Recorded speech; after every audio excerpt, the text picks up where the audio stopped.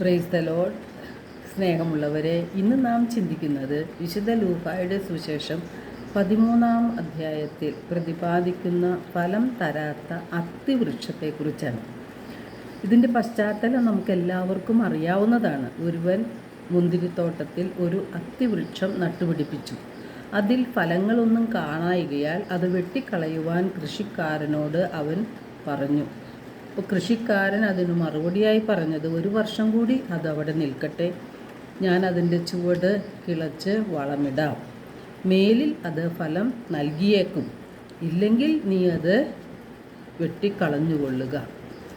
ദൈവം നമുക്ക് ആയുസ്സും ആരോഗ്യവും തരുന്നത് കുറേ കൂടി സുഖിക്കുവാനോ പണം സമ്പാദിക്കുവാനോ പേരും പെരുമയും നേടിയെടുക്കുവാനോ കലഹിച്ച് പാപത്തിൽ തന്നെ തുടരുവാനോ അല്ല. പ്രത്യുത ഫലം പുറപ്പെടുവിക്കുന്നതിന് വേണ്ടിയാണ്. നമ്മളെക്കാൾ പ്രായം കുറഞ്ഞ പലരും ഇന്ന് നമ്മോട് കൂടെ ഇല്ല. നമ്മേക്കാൾ ആരോഗ്യവും സമ്പത്തും ഉള്ളവരും ഈ ലോകത്തോട് വിട പറഞ്ഞു കഴിഞ്ഞു. ദൈവം നമ്മോട് കരുണ കാണിച്ചുകൊണ്ട് നമ്മുടെ ആയുസ് നീട്ടിത്തന്നു. അത് മാനസാന്തരത്തിൻ്റെയും പരിശുദ്ധാത്മാവിൻ്റെയും ഫലങ്ങൾ നാം പുറപ്പെടുവിക്കുന്നതിന് വേണ്ടിയാണ്. ദൈവം നമുക്ക് നൽകിയിരിക്കുന്ന ആ സമയം ഏറ്റവും വിലപ്പെട്ടതായി കണ്ടുകൊണ്ട് ദൈവം ആഗ്രഹിക്കുന്ന രീതിയിലുള്ള ഫലം പുറപ്പെടുവിക്കുകയാണ് നാം ചെയ്യേണ്ടത്. നാളെ അത് കിട്ടുമോ എന്ന് നമുക്ക് ആർക്കും അറിഞ്ഞുകൂടാ. നിലം പാഴാക്കുന്ന അത്തിവൃക്ഷം പോലെ നാം ആയിത്തീരാതെ ദൈവം പ്രതീക്ഷിക്കുന്ന ഫലങ്ങൾ നമുക്ക് പുറപ്പെടുവിക്കാം.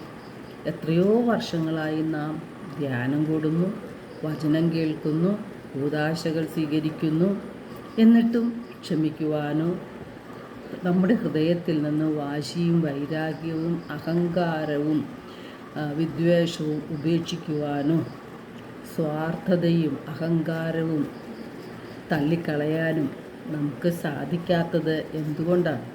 ഒരു വിട്ടുവീഴ്ചയ്ക്കും തയ്യാറാകാത്ത കഠിന ഹൃദയരായി നാം തുടരുകയാണ്.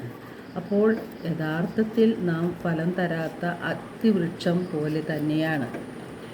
യേശുവിൽ നിന്ന് ശിക്ഷ വരുന്നതിന് മുൻപ് തന്നെ ദൈവം ആഗ്രഹിക്കുന്ന രീതിയിലുള്ള ഒരു ഫലം പുറപ്പെടുവിക്കാനായിട്ടാണ് നാം അനുദിനം പരിശ്രമിക്കേണ്ടത്.